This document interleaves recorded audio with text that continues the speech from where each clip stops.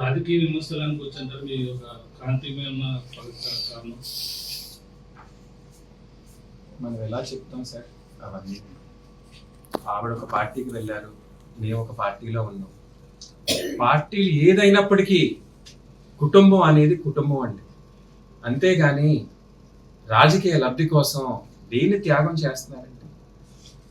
సరే, ఈవేళ ప్రతిపాడు ఎమ్మెల్యే ఇచ్చేశారు, నన్ను చిత్తుగా ఓడించేసి డిపాజిట్ లేకుండా చేశారు, మంత్రి అయిపోయింది, లెక్కలేని ఆస్తి సంపాదించింది. ఏం కోల్పోయిందండి? At what cost is earning all that?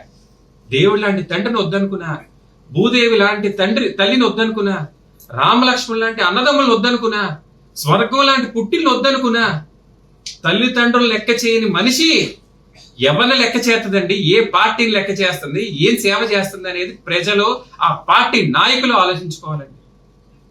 ఇది రాజకీయం కాదండి, రాజకీయం కానే కాదు. హైదరాబాద్ వెళ్ళినప్పుడు కూడా తన ఆశ్రయం లేదని కూడా నాన్నగారు గతంలో కూడా మాట్లాడారు.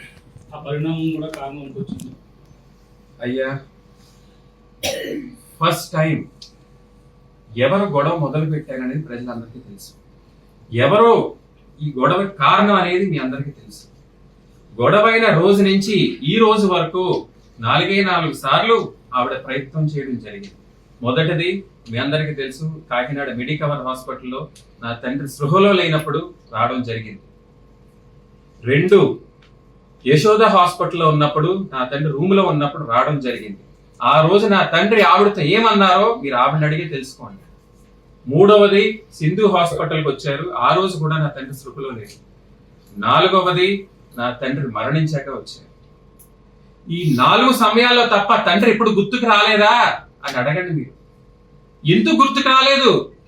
ఈ వేళ గుండెలు పగలిగే ఏడ్చేలాగా, కన్నీరు నీళ్ళు పెద్ద పబ్లిసిటీ చేసేలాగా ఏడుపులు ఏడుస్తున్నారే, ఏమైంది ఇంతకాలంని? నా తండ్రి ఇంతవరకు కోమాలో లేరే, ఇక్కడికి వచ్చేస్తే మేము ఎవరు బయట తోసేలేదే, ఎందుకు రాలేదు? ఇంత ప్రేమ ఉన్నాను మరి మీరందరూ అడగాలి ప్రశ్న. ఇప్పుడు మొన్నటి మే వరకు కూడా ఆయన ఇంటికి వచ్చి పిలిచిన ప్రతి ఫంక్షన్ కి వెళ్ళారు, ప్రతి పరమానికి వెళ్ళారు, ఇంటికి వచ్చిన అందరినీ ఆదరిస్తూనే ఉన్నారే, ఎందుకండి ఇంతవరకు కనపడలేదు? ఆయన సృహలో లేనప్పుడు, ఆరోగ్యం క్షీణించినప్పుడు, మరణించినప్పుడైనా గుర్తుకొస్తాడు తండ్రి. ఇది మహా పాపం అండి. ఇంత బాధలో ఉన్నా సరే తండ్రి కోమాలో ఉండి సృహ లేనప్పుడు ఎక్కడికి వెళ్ళాలంటే ఒక కూతురన్నా, ఒక కొడుకన్నా, పెద్దలన్నా తల్లి దగ్గరికి వెళ్ళాలి. తల్లి దగ్గరికి వెళ్ళాలి, ఆ తల్లిని ఓదార్చాలండి. అక్కడికి వెళ్ళి చేసేది తండ్రి దగ్గర ఏమీ లేదండి, తల్లి దగ్గర ఓదార్చాలి. తల్లి ముఖం చూసి ఎన్ని రోజులైందో అడగండి మీరు. ఇదేనా తల్లిదండ్రుల మీద ఉన్న ప్రేమ? ఇదేనా నేర్పిస్తుంది వాళ్ళ పిల్లలకు కూడా? మీరందరూ అడగాలి ప్రశ్న. అర్థం చేసుకోవాలి, ఆ పార్టీ మనుషులు, ఆ పెద్దలు అందరూ కూడా అర్థం చేసుకోవాలి.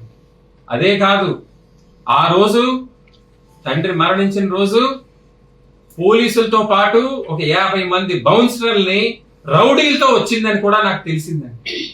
వాళ్ళని ఎవరిని కూడా నేను మర్చిపోనని గుర్తు చేస్తున్నాను ప్రతి ఒక్కరికి. ఎప్పుడు కూడా ఇంటి పెద్దలతోటో కుటుంబ సభ్యులతోటో వచ్చి ఉంటే దానికి గౌరవం వేరండి.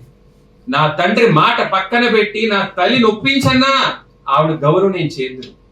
కానీ ఆవిడ వచ్చింది ఒక రౌడీలతోటి, గూండాలతోటి, దుర్మార్గం అధికారం ఉందన్న పోలీసులతోటి వచ్చారండి. ఆవిడ క్షమించకూడదండి ఎప్పుడు ఇలాంటి వాళ్ళు సమాజానికి చీడ పురుగులే తప్ప సమాజం మంచి కోరే మనుషుల కింద ఎప్పటికీ మారండి.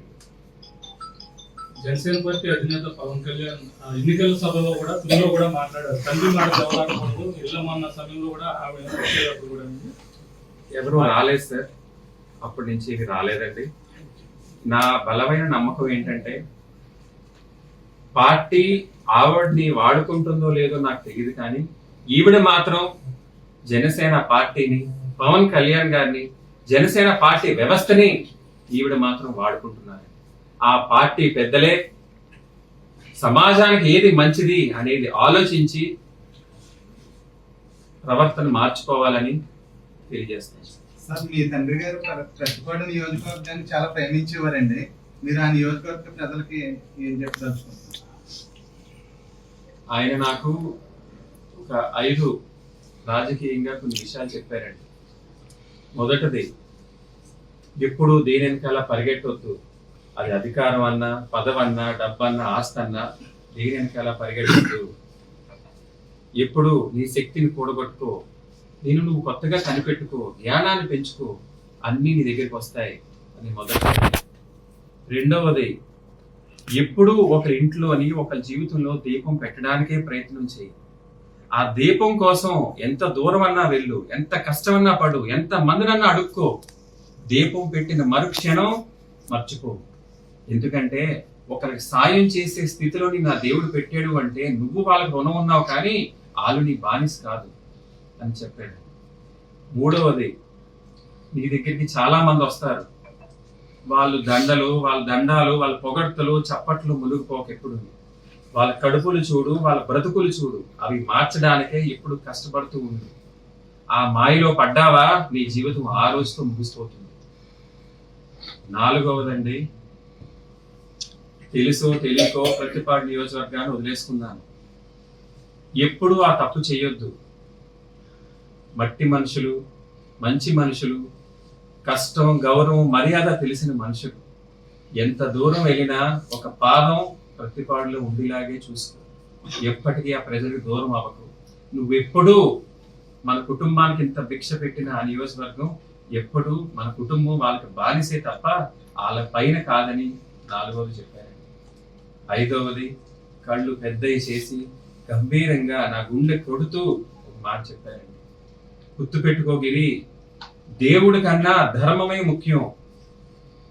ప్రజాసేవలో ఉన్న నాయకుడికి తన కుటుంబం కన్నా ప్రజలే ముఖ్యం. అదే నీ కర్తవ్యం. కొడుకుగా, తమ్ముడుగా, భర్తగా, తండ్రిగా ఉన్న గిరికి, ప్రజాసేవలో ఉన్న గిరికి ఎప్పుడు యుద్ధం జరుగుతూనే ఉంటుంది. కానీ నీ చూపు, నీ లక్ష్యం, నీ అడుగు, నీ ధర్మం, నీ కర్తవ్యం వైపే ఉండాలి తప్ప ఎప్పుడు ఇటువైపు మళ్ళకూడదు. అయితే రోజులు మారిని, తరం మారింది, మనుషుల ప్రవర్తన, మనసులు మారిని. కాలం తగ్గట్టుగా మారినా ధర్మం వైపే నీ అడుగులు ఉండేలాగా నిరంతరం ప్రయత్నం చేయి. అదే నీ పదవి, అదే నీ ఆస్తి, అదే పెద్దలిచ్చే ఆశీర్వాదం. ఈ 5 కూడా నాకు చెప్పడం జరిగిందండి. ఎక్కడ మర్చిపోతానో, ఎక్కడ కంగారులో ఎన్ని గుర్తుండవో అని ఆయన చెప్పిన రోజు నుంచి ప్రతిరోజు ఆయన చెప్పిన మాట ఒక మంత్రం లాగా ప్రతిరోజు నేను స్మరించుకుంటూనే ఉన్నానండి. ఆ రోజు నుంచి మరణించే వరకు కూడా ఏ విషయం ఎవరికి, మా అమ్మగారికి కానీ, మా అన్నయ్య గారికి కానీ, నా భార్య పిల్లలకు కానీ ఎప్పుడు ఎవరికి షేర్ చేసుకోలేదు. ఇవన్నీ ప్రజలకు తెలియవలసిన విషయాలు కాబట్టి, మీరు అడిగారు కాబట్టి నేను చెప్పుకుంటున్నాను. కాపు ఉద్యమ నేతగా ముద్రగడ పేరు తెచ్చుకున్నారు. మీరు రాజకీయాలకి పరిమితం అవుతారా? ముద్రగడ కాపు ఉద్యమాన్ని ఏమన్నా మీరు పరిస్థితి ఉన్నారు? అయ్యా, అవన్నీ చాలా పెద్ద పెద్ద విషయాలు. ప్రస్తుతానికి తండ్రి కోల్పోయిన దుఃఖంలో ఉన్నాం. కాలానికి అనుకూలంగా ఏది భగవంతుడు సమర్పిస్తే, నా తండ్రి గారు ఏది ఆదేశాలు ఇస్తే, పెద్దలు ఏది కోరుకుంటే దానికి సిద్ధంగా ఉంటాం. Thank you sir.